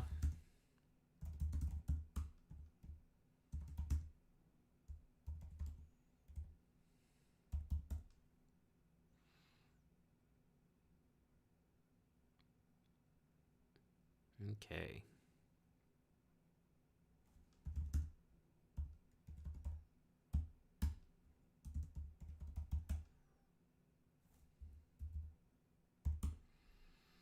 It's produced from sulfur. I just need a rock. Well, I don't know. There's like that marble.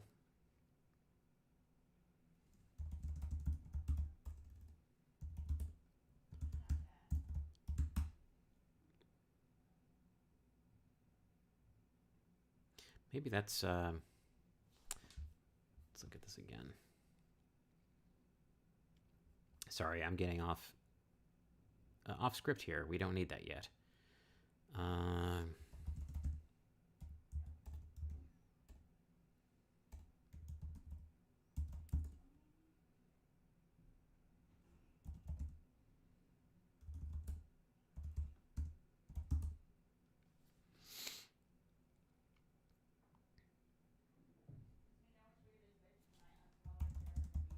Need some alum.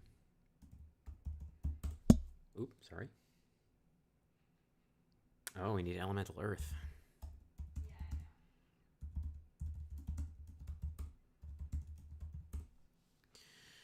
You enchant the Lodestone of Purity. You betcha I do.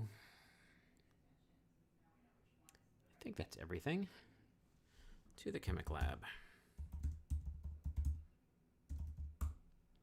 Alright, from the top. Prepare your retort with a measure of vitriolic acid. Place orichalcum therein.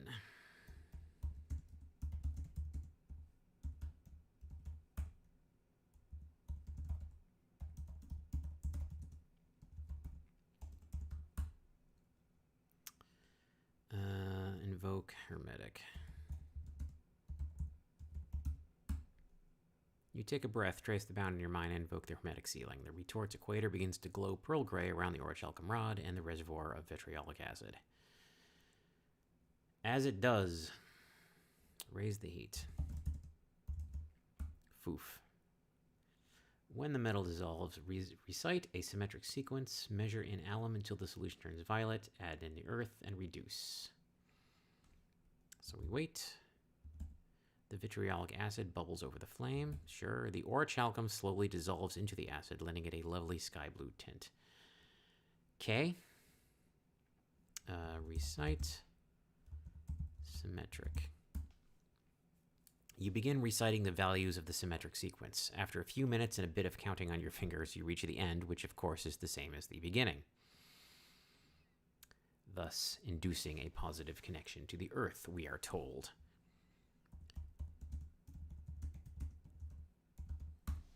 You pour a gentle stream of alum into the retort. At first, nothing happens. The powder simply dissolves into the sky blue solution. Then the color begins to darken. You pull back your hand and watch the solution turn into a clear violet. That's what we want.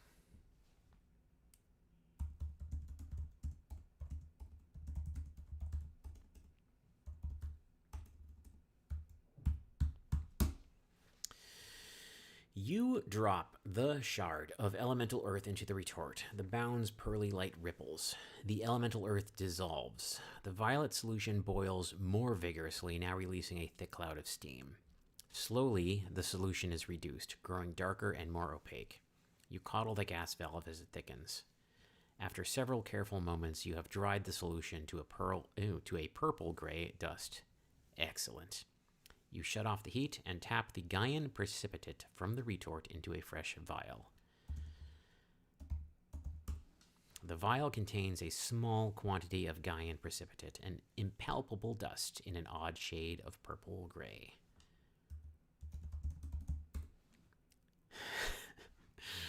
I typed snort Gaian, and it basically treated that as gently sniff.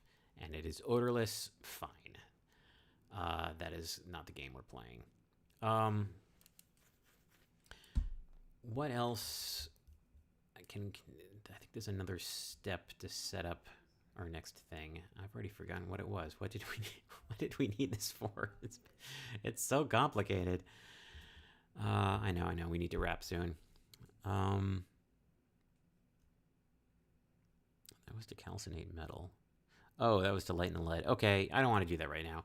I'm calling it for tonight. It was a bit of a rocky start and also a rocky middle. I will put a link to Dan's Invisiclues, which did not exist the last time I played this. So shout out to the internet's own Dan F. Choice of Games for making that. Invisiclues is my favorite way to get hints for an IF game because it does not reveal any more than you need to know. And even browsing, you cannot see anything that you don't want to see. So I'm glad he took the care of doing that. So I do not feel overexposed. I feel a little stung that, like I said, there is a kind of machismo connected to solving a game with no hints at all. But it is a false one. Going in hint-free is a false economy. Hints are part of the beautiful ecosystem of adventure gaming. And all adventurers know how to appreciate hints. And now I have a beautiful new library of hints to appreciate. And that is a good thing. So I am in a good mood. We are well set for our next visit to the Her Majesty's. Is it His Majesty's or Her Majesty's? I think it's His Majesty's. I need to look it up on the thing. Yeah, His Majesty's Marcher, the Unanswerable Retort. We'll visit it again next week. Friends, I think I'm going to play another IFComp game before that. And I will announce it on my Twitter. And also, if you subscribe to this channel, I think you get a shout when I schedule an upcoming thing. So you'll see it then. I think maybe nobody joined me. And as I said, it is Mystery Hunt Night 2022. So I expected literally nobody to join me. If you did and you were silent, I wave in your direction and thank you. Everyone watching afterwards, I thank you as well. And I will see you